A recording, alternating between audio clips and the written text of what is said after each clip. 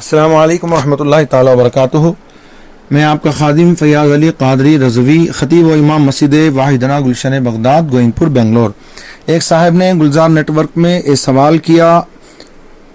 کہ جو لون ہم نے بینک سے لے رکھا ہے مکان کے لیے، تو کیا اس پر زکوٰۃ واجب ہوگی یا نہیں؟ تو سب سے پہلے آپ یہ مسئلہ سمجھ لیں کہ جو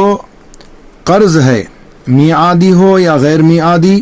یعنی اس کو لوٹانے کی مدت مقرر ہو یا نہ ہو، چاہے وہ قسط وار سالوں میں آپ اس کو لوٹائیں، تو اس قرض پر زکوٰۃ واجب نہیں ہے۔ اور اگر اس کے علاوہ اس کے پاس بقدر نصاب روپیہ یا پیسہ سونا چاندی ہے تو اس پر زکوٰۃ واجب ہوگی۔ لیکن اگر اس قرض کے پیسے کو مجرا کیا جائے، یعنی اس میں سے اگر لیس کیا جائے، نکالا جائے، تو نصاب باقی نہیں رہتا، تو زکوٰۃ واجب نہیں ہوگی۔ مثال کے طور پر آپ یوں سمجھ لیجئے، تقریباً 1 کروڑ روپیہ آپ نے قرض لیا ہوا ہے اور اس کی قسط ہر سال آپ 5 لاکھ روپیے کے طور پر ادا کرتے ہیں،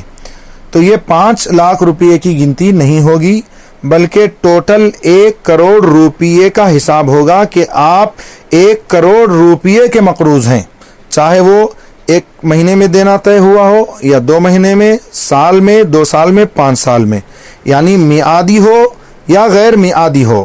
مدت اس کی طے ہوئی ہو یا نہ ہوئی ہو، بہرحال وہ سارا قرضہ آپ ملائیں گے، یعنی 1 کروڑ روپیہ آپ ملائیں گے۔